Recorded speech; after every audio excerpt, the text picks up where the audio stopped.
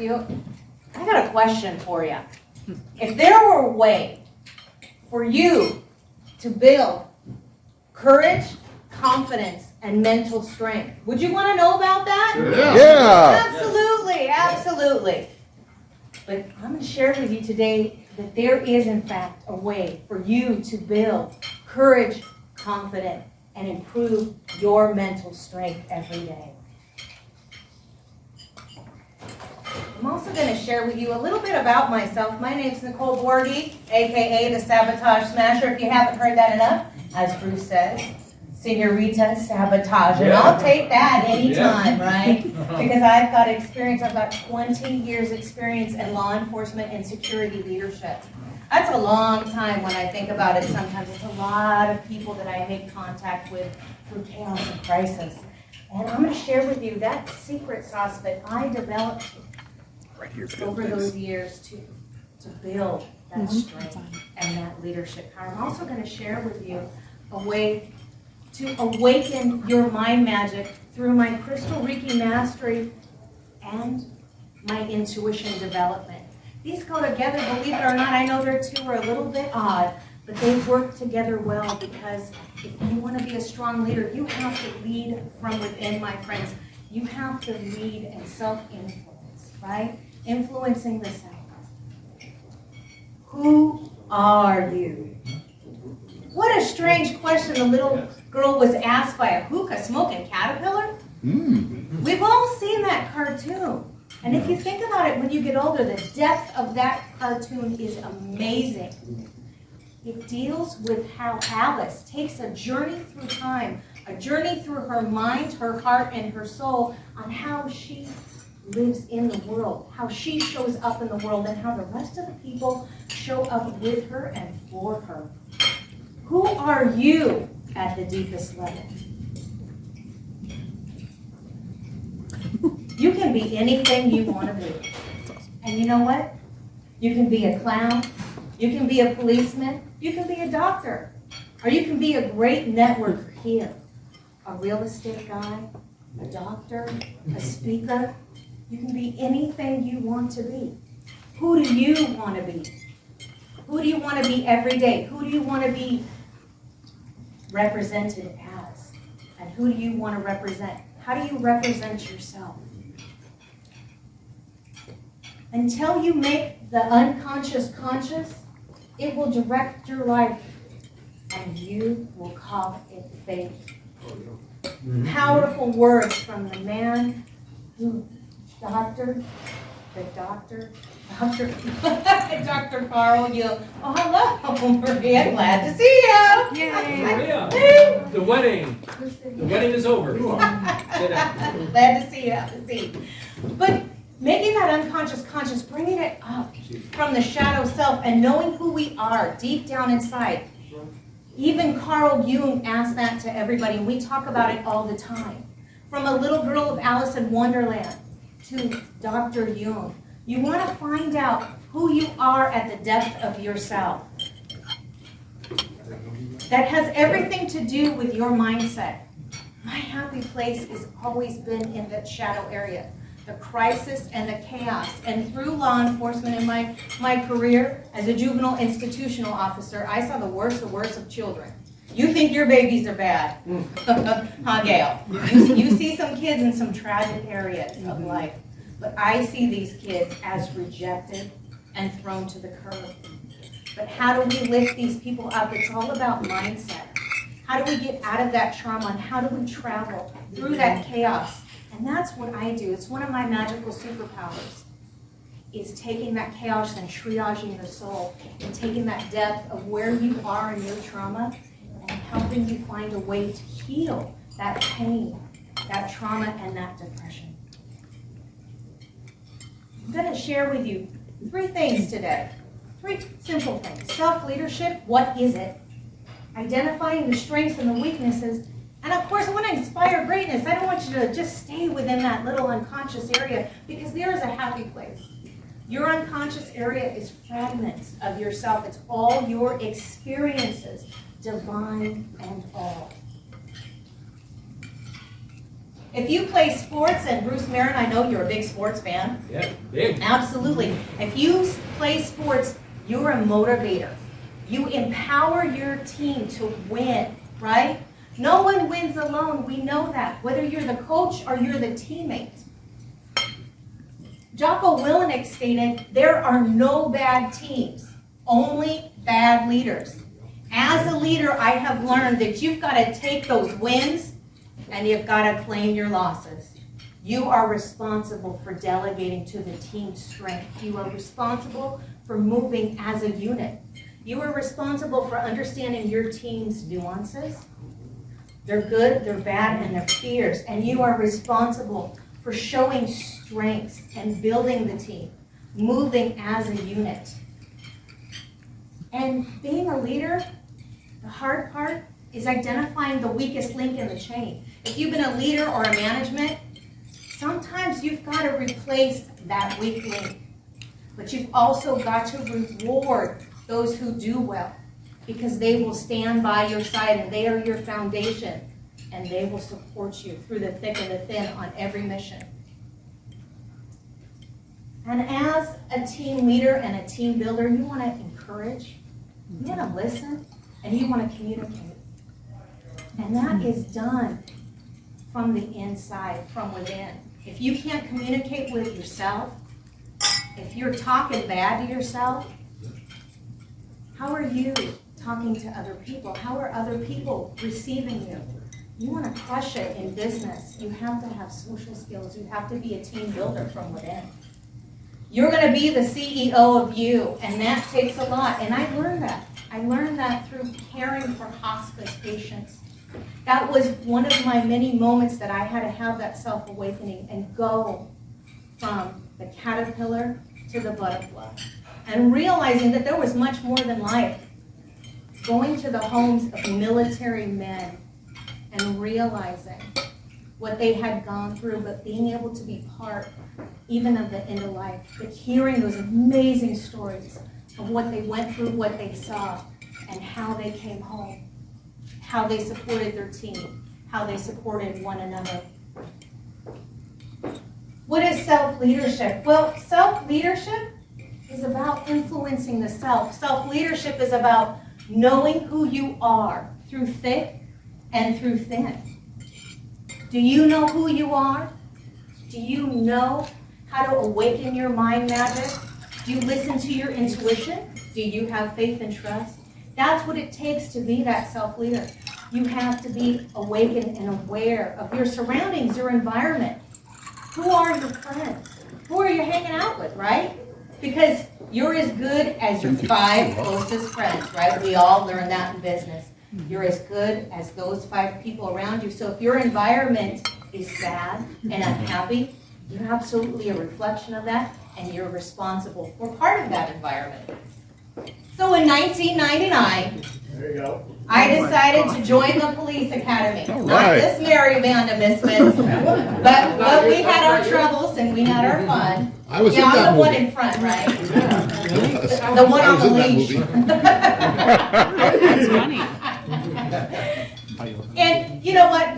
I learned a lot. I developed courage. I developed confidence.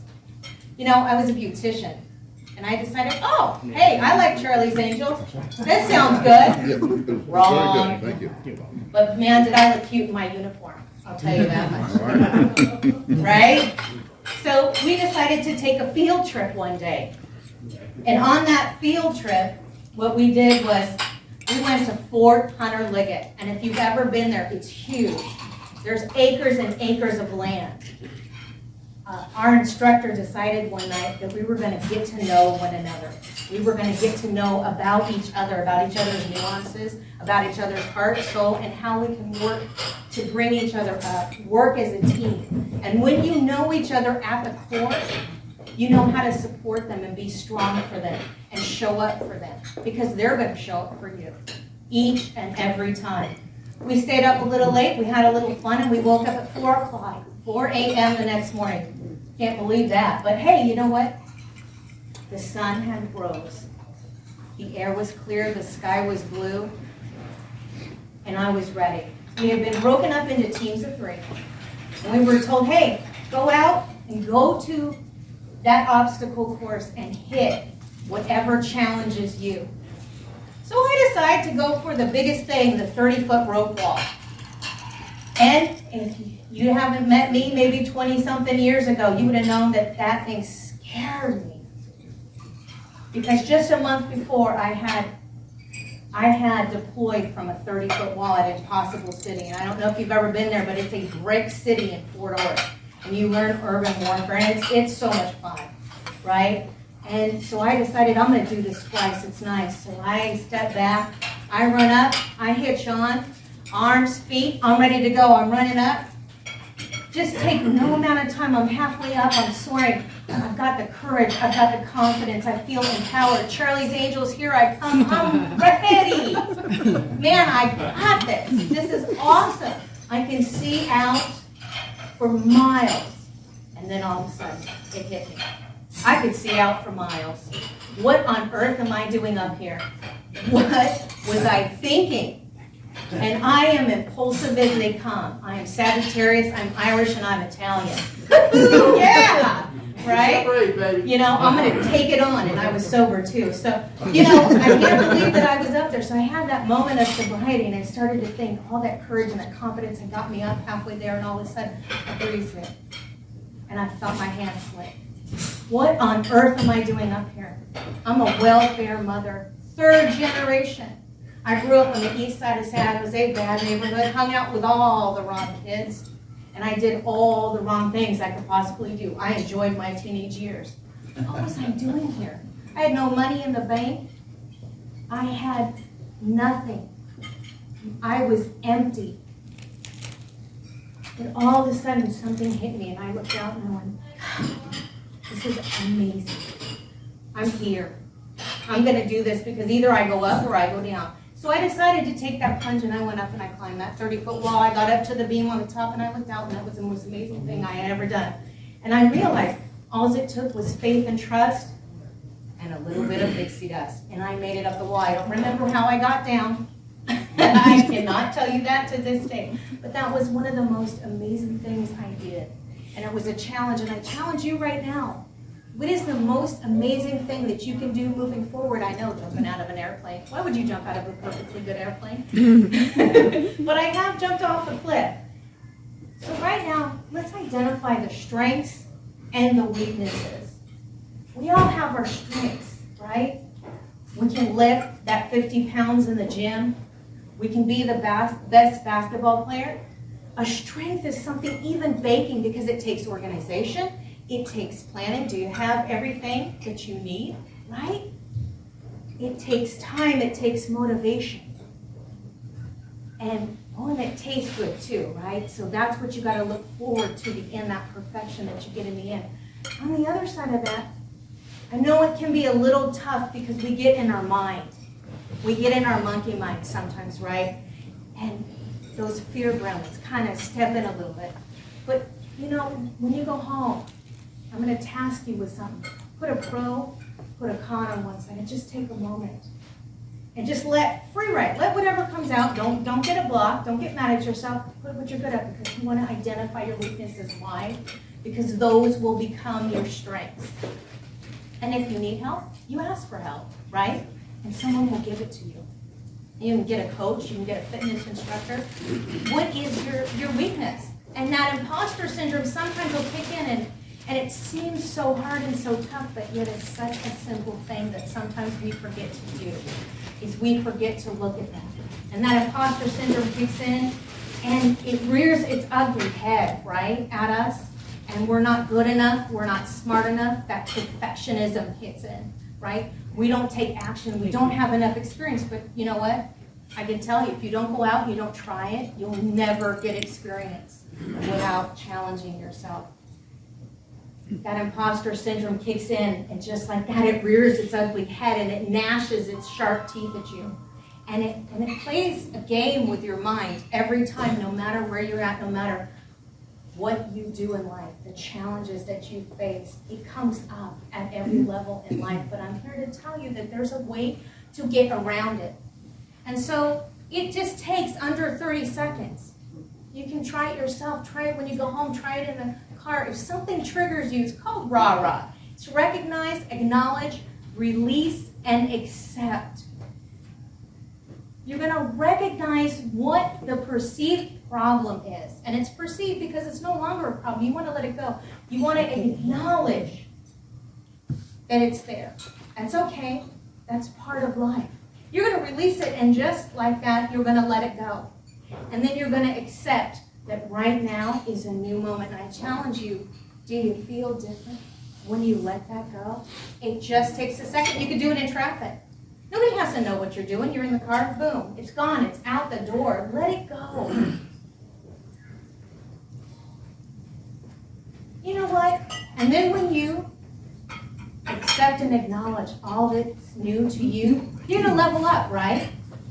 You're going to level up to a new dimension. And when that person, just imagine right now, if you can imagine, see, or feel that you're in your cubicle. We've all been there. We've worked in that little office space. And that girl comes up. You can smell her from a mile away. She's wearing that cheap perfume that she bought out of the trunk of the Walmart parking lot, right? You know that one, that perfume that, oh, I know her good. She tried to get me into buying that perfume. It didn't get me a date though, but you know what? You can smell her. She gives you a headache and you're like, no, no, no. I'm going to lunch. I just shut down my computer, right? You can see it. You can feel this one moment, right? And in that moment, she comes down the hallway and she's bouncing and she's happy. She hits you with that bright yellow shirt. You're like, I wish I brought my shades. Gosh, she's here. I can't run. I'm stuck in a cubicle. We've all felt that person come down there. She talks to you in that really high, here's the tone. And she says hello. That's the worst thing she could ever say to you. Why? Because you're at a moment of trigger and you need to shift it. You need to let the shift happen. What was that bad thing that happened that she did to you? Nothing. You want to forgive yourself for the emotion, and you want to forgive her and love her. And in that moment, you realize that it was that trigger that she got the promotion and you didn't, because you had the experience and she didn't. We all have gotten overlooked by a client or a manager up for a promotion in that time, and why? We didn't take action, we didn't show up, we didn't have that self-leadership. We weren't leading from within. So in that moment, you want to go from trigger to triumph. And how do you do it? You take that technique, that rah-rah technique, and you switch it. You just take but a second and switch it. Here's another one. If you guys can just put your hand up for 1 second, I just want to try just a little something. You can be eating with the other one. You don't have to interrupt, but just feel your fingers. How does that feel? Maybe you feel the butter. Maybe you feel the softness of your lotion. Maybe you feel the dryness of your skin. Maybe you need a manicure. That's okay. But in that moment when you were triggered, now you're relating to who you are. Who are you? How do you feel? Maybe you need to put a little lotion on there. That's okay. Right? Right? And in that exercise, see, you're laughing. Did it not change your energy? Did it not change that connection you have with yourself?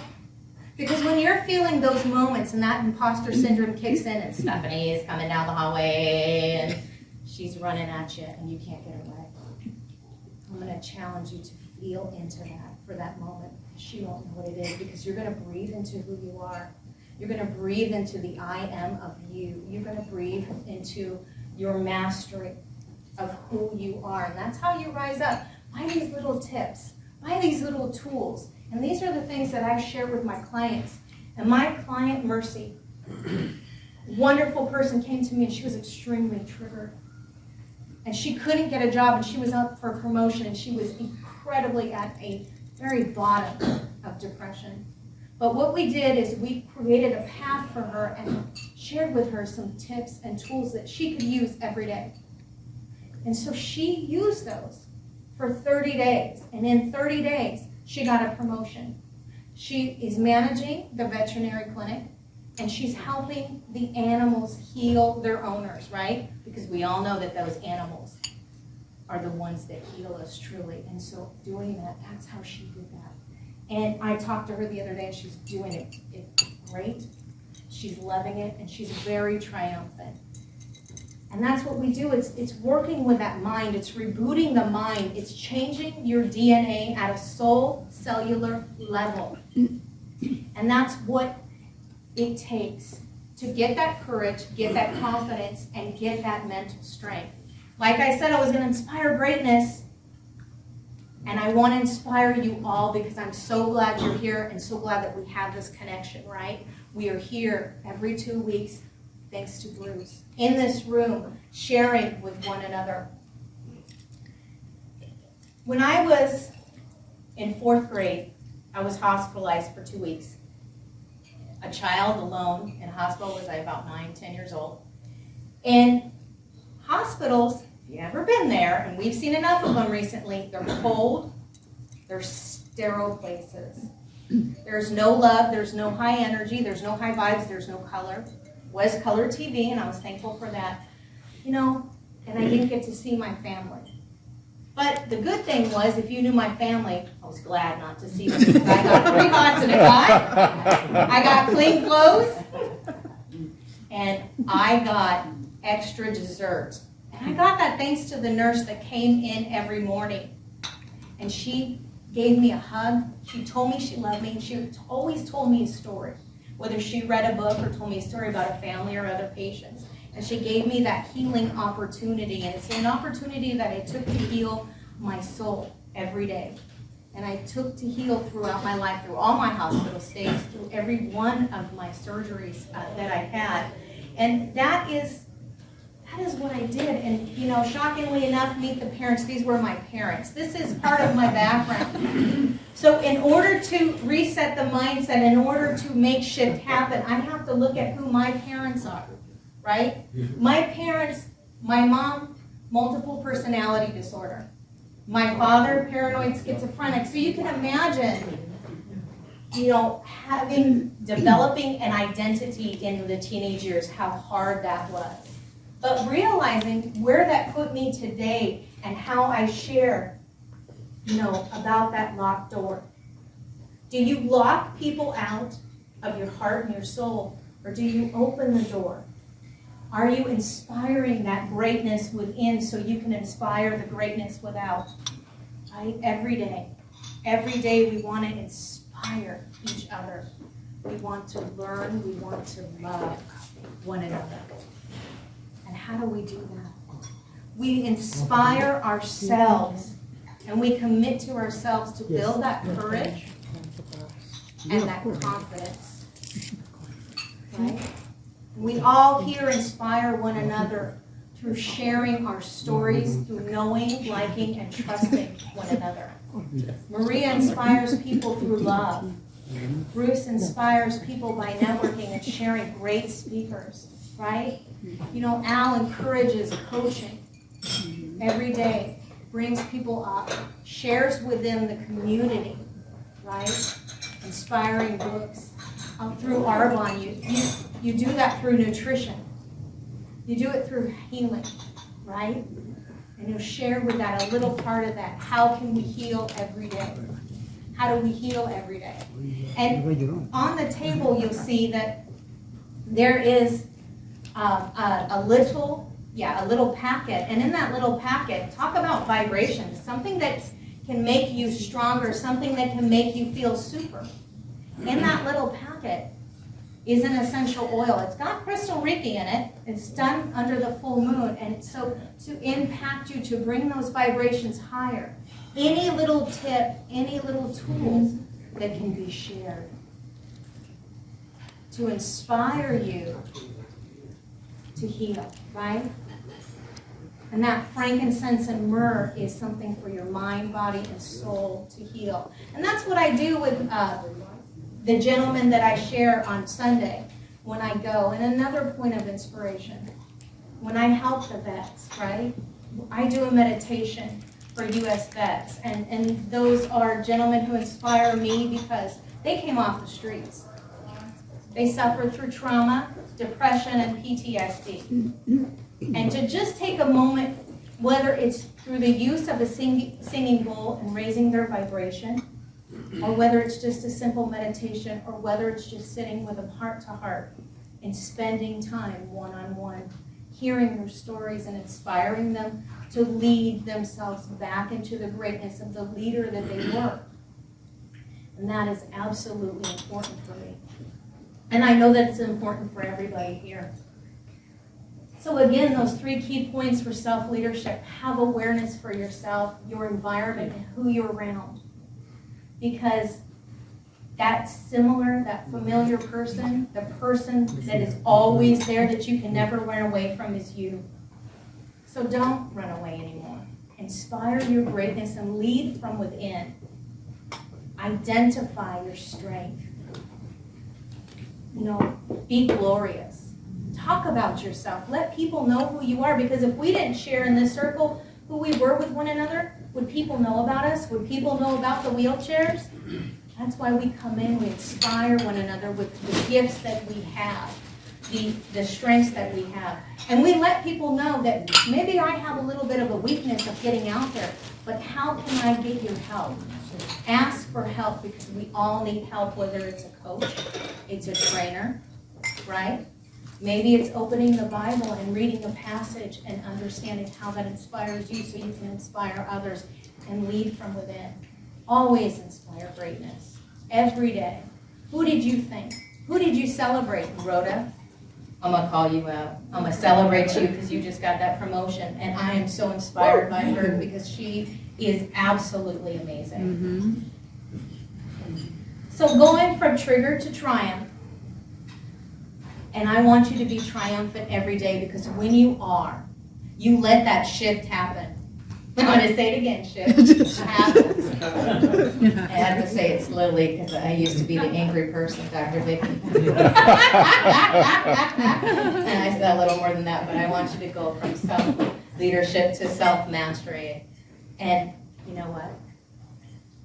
I want to take some questions today because you guys mean a lot to me, and I want to share with you anything that's heartfelt.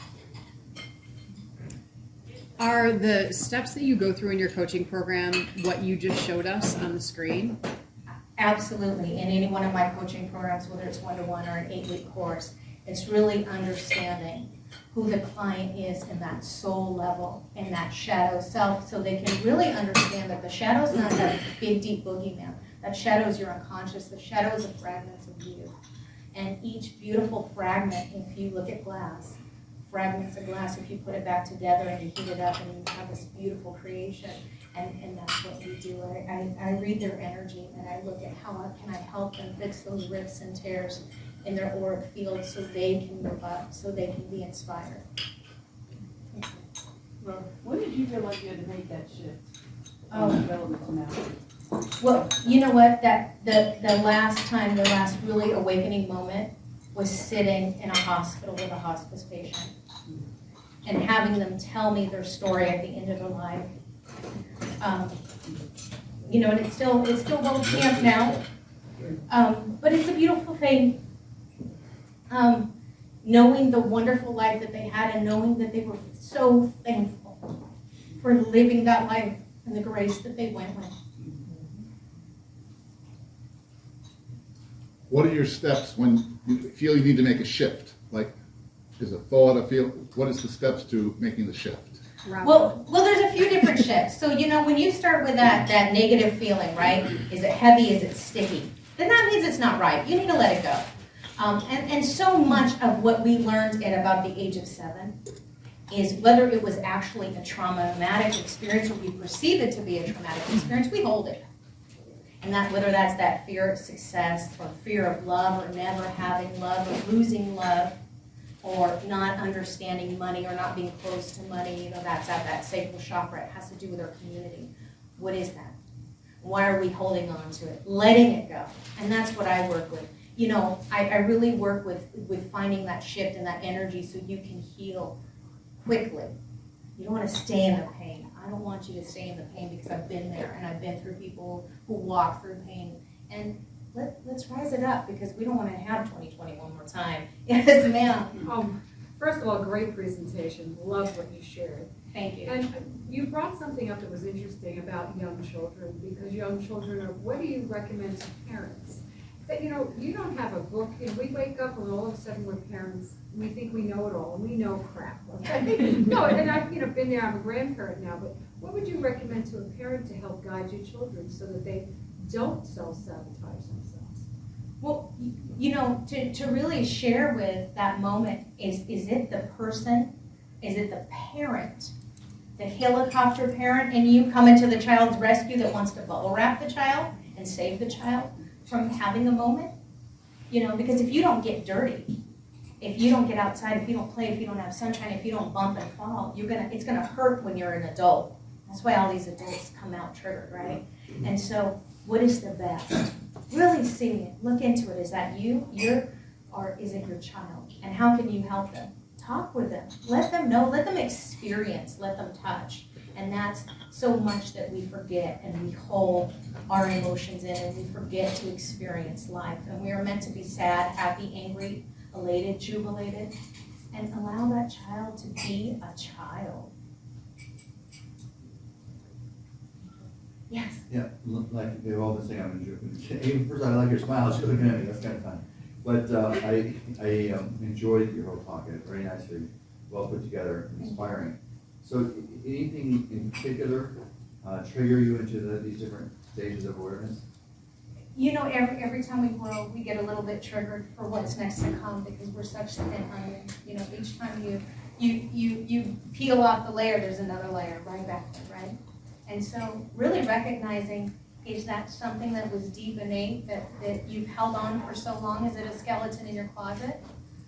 Or is it something new because you're stepping and you're leaping into your greatness? Maybe you're just a little scared because it's uncomfortable, and maybe you're a little scared because it's outside your jar and you're so used to looking inside. Maybe that's all. And that's when you need to question your intuition and say, okay, these are my angels, my guides, your miracle team, whatever you have, listen to them and say, okay, you got this. We got this together. Here we go. We're going to fly right off this cliff, and we're going to land. You're talking about unconscious mind, and I think that the Joseph Murphy? No, it wasn't. But anyway, Power of the Unconscious Mind. I can't remember who wrote that book. Have you ever read that book? No, I haven't. Oh, it doesn't matter. But anyway, great job. Thank you so much. Bruce? Yeah, I just wanted to share when you were talking about triggers. Chris and I were both in the military. I was in Vietnam. Many of you know my story, but to make it short, I was in Vietnam in April of '68. We were in a Jeep. Believe it or not, I was behind a machine gun. That's hard for you guys to imagine. I was behind a machine gun. There's a reason I'm telling you the story. It was such a beautiful area of Vietnam. We said, let's get out and get a photo. When we got back into the Jeep, my friend who was seated next to me said, Bruce, I'll get behind the machine gun. I sat down. 5 minutes later, the VC attacked us. My best friend was mortally wounded, and he died in my lap. One of the saddest thing of my life. But what I wanted to point out when you were talking about triggers, and I know you have stories about that as well, there are many triggers to this day that still affect me. So I thought it was very effective what you were talking about regarding the triggers. Yeah, just as one example, a helicopter, whenever I hear a helicopter, I go back to Vietnam. So anyway, I thought what you talked about was very good, and I offer you a sitting ovation. Sitting. Victoria. I didn't have one. Okay. Sorry, Sorry. I'm sorry. No, Chris, go ahead. Okay, I'm sorry. I loved, again, it's actually very similar to what he was just sharing as well. As, you know, I loved your immediate, like, what can I do right here on the spot? That's a really cool practical application tool. And rah-rah is easy to remember, so that makes it helpful. So I love that, by the way. I had a question, though, about as people are, especially when they're lost and they're feeling like they've hit kind of rock bottom, when there's no future left for them, how do you start getting them to that point of, it's not just, because getting them to let go is hard when they don't have a goal or a reason to move forward. So what would be your suggestion about setting goals or creating what's the next step for them so they have something to aspire to? Well, when you're at that point, it's always tough, because you can't see a way out and you're constantly going in circles. I've been there. I don't call myself the Sabotage Smasher for nothing. I did it 30 years successfully. So you're an expert. Yeah, I am the expert, let me tell you. But when you're at that moment and what do you want? You're here now. whether you're looking at being guided and whether you're looking at the light at the end of the proverbial tunnel, what is it that you would like? Do you have any inspiration? Is there anything? Maybe it's a box of Twinkies that make you happy. It doesn't matter, but how do you get that box of Twinkies and how can you use it to reward yourself? That's not when you throw people, hey, you need to have some nutrition. Hey, you need to get off the couch. Well, maybe if you inspire yourself to walk around a block around your apartment complex, you give yourself a Twinkie, right? And so there, each time is one inspiration. The next day it's 2 Twinkies. The next day you're walking 12 blocks, right? Because you're rewarding yourself, and that's that part of celebration. And when you're in that point of desperation, you have nothing to celebrate at all. And you're going to share that hate with everybody, and you don't want to be in with those partners in pain, so that's that time to look at the environment without dissecting it, because you're already at a bottom. And so you don't want to re-dissect that. You just want to find some type of reward that makes you happy. Each time you find one thing, there's one more thing around the corner. Maybe you get a free cup of coffee. Maybe you get a hot chick to smile at you down at the strip. Whatever makes you happy. You know, right?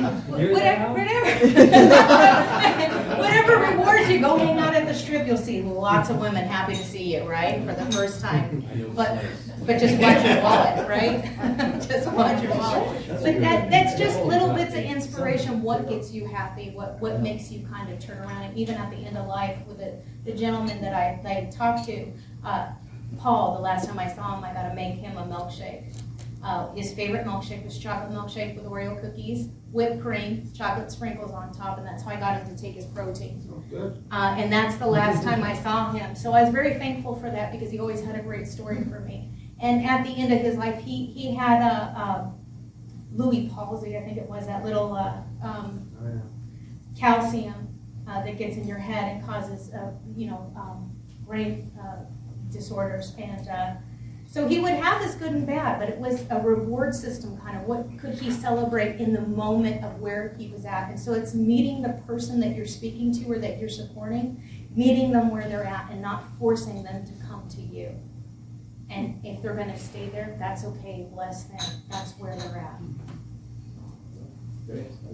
Victoria. Finally. Okay, I just wanted to know, you gave us this one. What is it for and what is it? Okay, so each package has something a little bit different. One has frankincense and myrrh, and that's healing. And so if you go to the Alzheimer's Institute, they do a ton of research on healing the brain because that frankincense breaks through the blood-brain barrier, okay? Myrrh is for grief. And in order to get rid of your trauma, find something that helps you. You put that in your bag. Nobody at Walmart, when you're ready to knock the guy out in the line, nobody in Walmart knows what you're doing. You're taking a moment to do another tactile function. You could spread the love with them too, right? You put it on for you, you put it on for them. It's protection, right? And that's why they use it at the church. Let's get real, right? Another one with the rose petals is prosperity. So it's got cinnamon in it, it's got frankincense in it too. So it's prosperity, whatever your abundance is, right? By the way.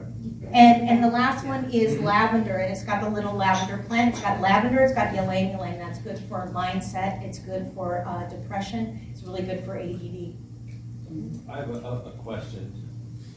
I sense a strong connection with spirituality, or am I mistaken? From a Mason, Right. right? So, Yeah, there's always that connection with spirituality, and in order to lead yourself, whatever it is, you want to put a name on it. God, source, your creator. More power to you. Connect to spirit because spirit's the one that's going to lead you through your intuition, that faith and trust.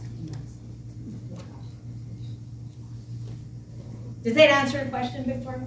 Yes, thank you. Yeah, absolutely. Nobody has to know whether you're taking out your perfume or anything. On the table, you'll see one last thing here.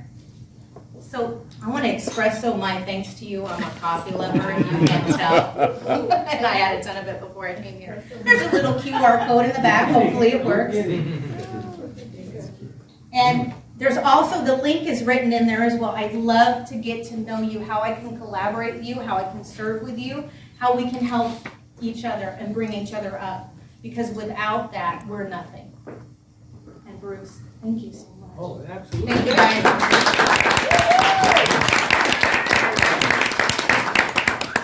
Fantastic job. absolutely incredible. You were wonderful on one trip. Wonderful, wonderful.